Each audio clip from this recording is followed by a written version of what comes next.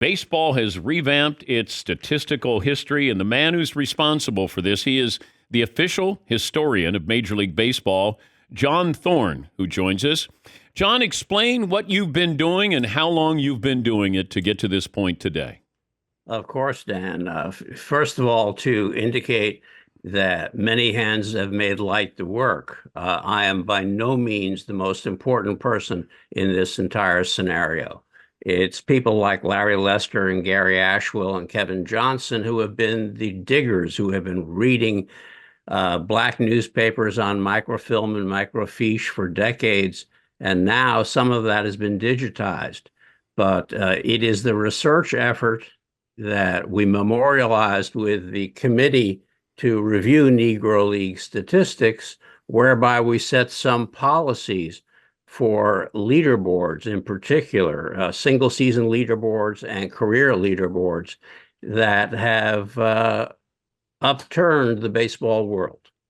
Okay. Do you have to have, for something to be validated, you have to have a box score to have?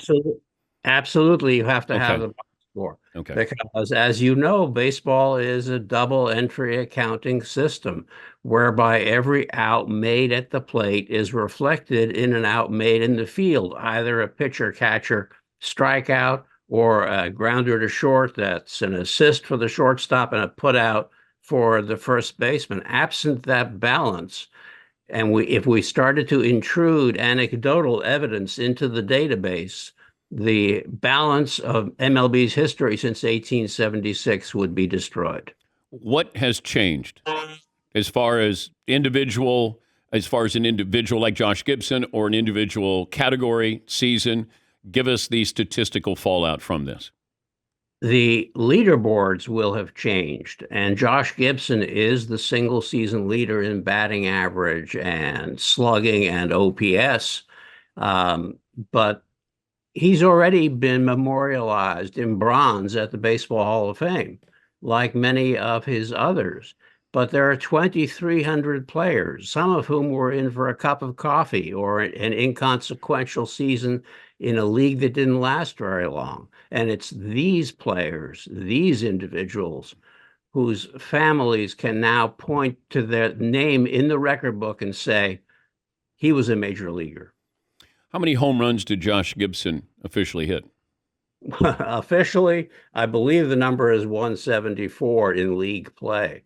His Hall of Fame plaque reads that he hit nearly 800 in some combination of league and independent ball. But independent ball is barnstorming ball, and you never know what the quality of the opposition was, whether it's semi-pro, whether it's amateur, because the Negro Leagues, with their shortened seasons, their shortened league seasons, were compelled to play lots of games, more so than MLB, in order to keep the revenue stream flowing.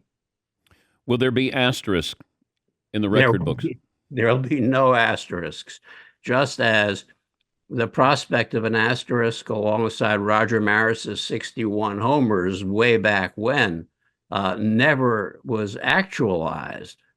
It is MLB policy that there is one continuous record from 1876 to the present day, and not a single statistic bears an asterisk or a footnote. And it's not just the Negro Leagues. There are other leagues that are incorporated in this whole process? Sure, there are defunct major leagues, and many of our listeners will not have heard of the American Association as a 10-year major, 1882 to 1891, or the Union Association of 1884, or the Players League of 1890, or the Federal League of 1914 and 15. But these leagues were deemed to be major league caliber back in 1969, and all of those players' records are in the database. He is the official historian of Major League Baseball, John Thorn. That's a pretty good title there. Do you have a business card? I do have a business Nice. card. I like that. I sometimes hand it to my wife. What's the coolest thing in your library there? The coolest thing might be the oil painting of Jim Bouton, my pal. Okay. or the Knickerbocker pennant, which was the first flag flown over the Knickerbocker Baseball Club clubhouse in 1855. You remember when Ball 4 came out with Jim Bouton? If I that sure came out do. now, that would be like nobody would even think twice. But back then in 1970, it's like, oh my gosh, here's an athlete who is spilling on his teammates and what it's like on the road.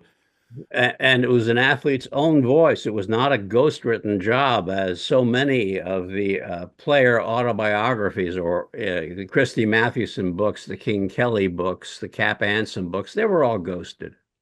It's great to talk to you, John. Congratulations on the process and everybody else in this. Did Babe Ruth actually call his shot in the World Series? No, there is some 8 millimeter footage of the Babe, and he's pointing to the Cubs clubhouse where he was being razzed. And if you view this footage from the wrong perspective, you think he's pointing to center field, but he wasn't. It was a joke for Ruth too. Oh, all right. You kind of ruined that story there, John. Thanks for joining us. And again, congratulations to everybody involved in this. My pleasure, Dan. That's John Thorn, the official historian of Major League Baseball.